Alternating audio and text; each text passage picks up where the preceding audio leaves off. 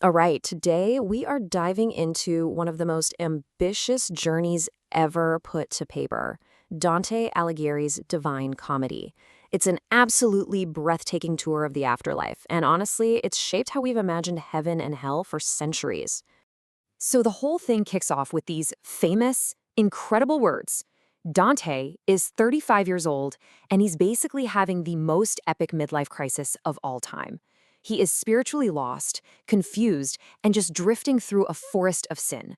This isn't just some made-up story. It feels like we're reading the diary of a soul that has hit rock bottom. And that really sets up the whole premise, right? It's a huge question. What if the only way to find your way back, to find salvation, was to first stare sin and damnation right in the face? He has to go to the lowest possible point before he can even think about climbing up toward the light. So picture this. The year is 1300. This man, Dante, isn't just lost in spirit. He's also been exiled from his home city, Florence. As if that's not bad enough, his path is blocked by three terrifying beasts: a leopard, a lion, and a she-wolf. And each one is a symbol of his own personal flaws. Just when he's about to lose all hope, a guide appears. And let me tell you, this is not going to be a simple walk.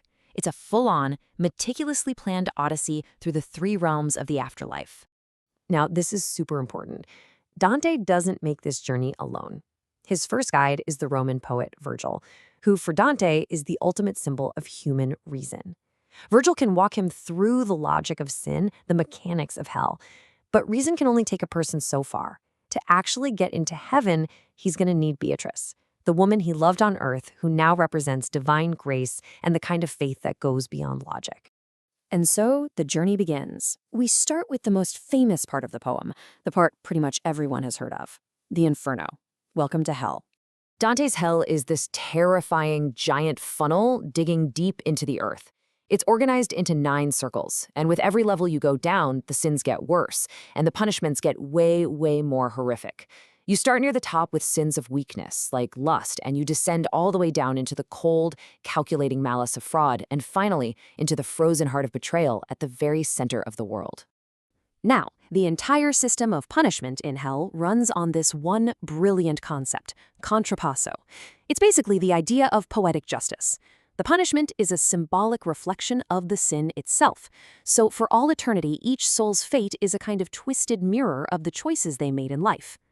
Want a perfect example? Look at the lustful in the second circle. In life, they let their passions toss them around without any control. So in hell, they are forever swept up in a violent, dark storm, completely out of control.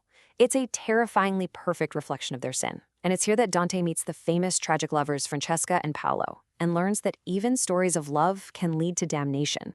So when you finally reach the very bottom, the center of the earth, the point furthest from God's love, you find Satan. But forget the fiery king on a throne. Dante's Satan is a monstrous giant, frozen solid in ice, weeping from his 3 faces.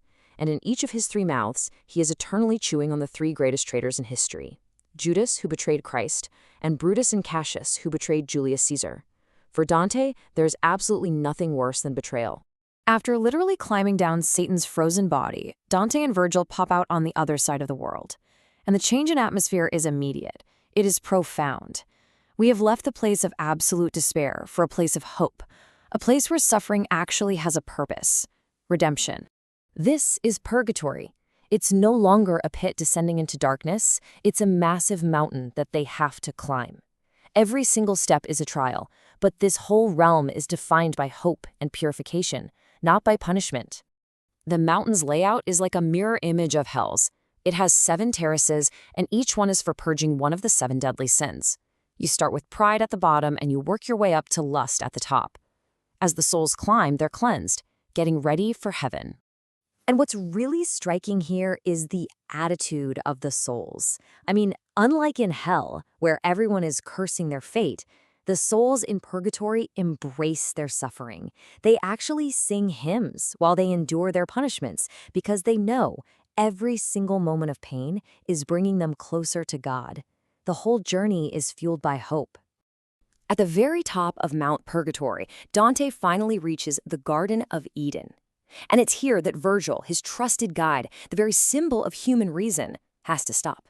He can't go any further. It's Dante's way of saying that logic and reason will only get you so far. To understand the divine, you need faith. And right on cue, Beatrice appears. So now, guided by Beatrice, Dante begins the final part of his journey. And in a lot of ways, it's the most challenging part.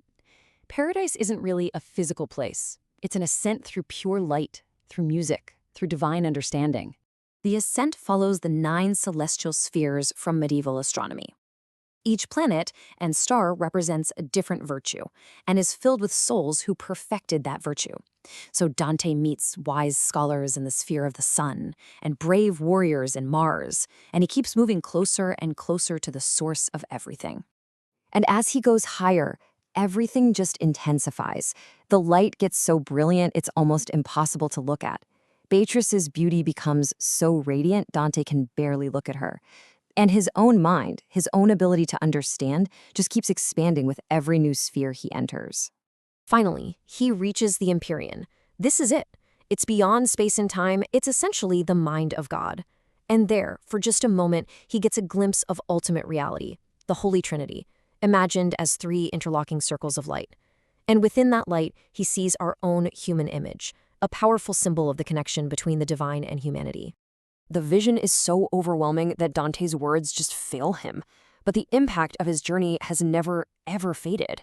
So after 700 years, why does this poem still grab us? What makes this medieval trip through the afterlife feel so modern? Well, I think it's because the poem gives us a way to think about our biggest questions.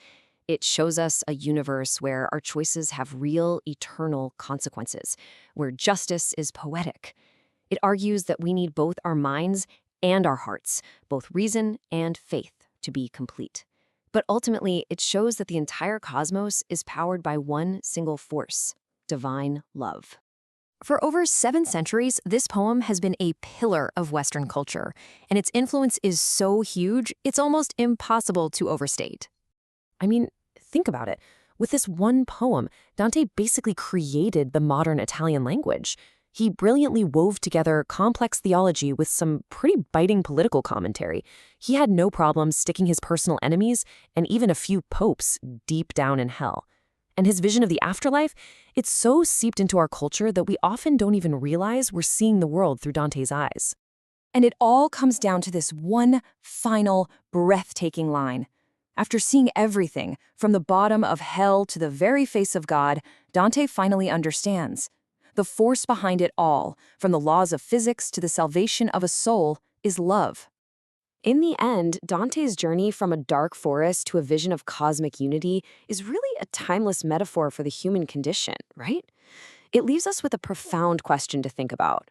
What is the force that gives your universe meaning? What is the love that moves you?